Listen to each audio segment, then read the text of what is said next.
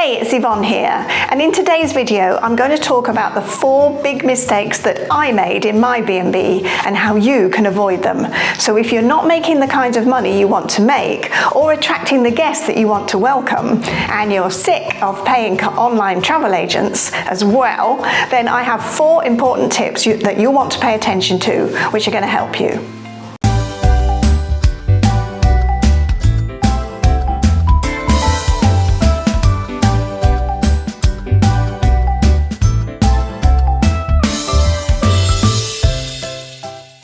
When I started my B&B in 2001, I had no clue about business or how to run one.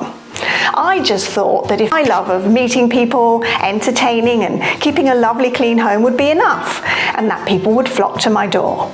Well, why wouldn't they? Well, they didn't. And here's the biggest reasons why they don't. Big mistake number 1. It's not enough to be brilliant at all that. You've also got to learn about marketing. Otherwise, the best kept garden, kitchen, bedrooms, etc. is going to be completely wasted unless people know about you. In fact, I would even go so far as to say that the marketing is even more important than the actual product you create, although of course it is important. And here's the thing, when you start learning about marketing and you figure out what 2 or 3 things actually work for you, you'll be amazed at how excited you'll feel about your business. It's kind of addictive actually. When you see something working, you just want to do more of it. My tip is to dedicate yourself to upskilling in marketing your business and forget about improving your services just for a little while. Here's my next big mistake, number 2. I printed out a gazillion leaflets and distributed them locally when my market is international, but I hadn't figured that one out at that time. Knowing your market and your ideal guest is crucial. Once I'd figured out that I wasn't much use to domestic travellers, an English woman in France telling the French about their country, I don't think so, I concentrated on who I could best serve and add the most value to. I went online, I found them, and I built relationships with them. I still printed up a few leaflets for local businesses who serve international customers, but I no longer went and plonked them anywhere and everywhere. They're expensive, and they didn't bring me any business. My tip is to think about where your business comes from, primarily, and then focus on those channels only and save yourself a fortune on printed leaflets and wasted energy.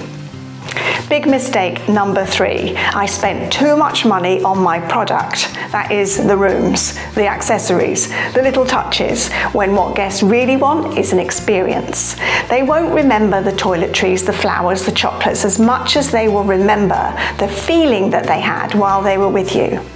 Focus instead on creating an atmosphere of love and kindness and laughter and lightness exuding from yourself and your team. This is inside work that might need to be done on yourself. If there's any trace at all of resentment or annoyance while you're in the company of your guests, they will feel it. This is very overlooked in the hospitality world. So forget about your product for a minute and start focusing on your own attitude and your own energy and how you show up on a daily basis, both for your guests and for your team. Finally, big mistake number 4. I was over-delivering. In my attempt to please my guests, I forgot about my accounting. Just an extra bottle of champagne here and an extra breakfast supplies there, and yes, I'll be your taxi service because you don't want to drink and drive, etc., etc., meant that my profit margin was becoming smaller and smaller. It's lovely to be able to offer extra champagne or wine or bigger breakfast and be that occasional taxi service, so I put my prices up. And as my confidence grew with each little increase and my sense of my own value grew, I just kept going until the balance between what I charge and what I deliver was right. Then I could give a great service, but my books balanced too. There's nothing worse than getting to the end of the year and finding that you haven't made any profit. If you're running your B&B or guest house or inn as a business rather than a hobby, then it's essential to make a profit. Otherwise, you're just working for nothing. I created a framework that teaches you how to do this. So if you'd like to know more, then register below for my upcoming masterclass where I'll show you how to make more, work less, pay less commissions with less stress. And if you like this video, then click the red subscribe button so you'll be the first to know when I post the next one.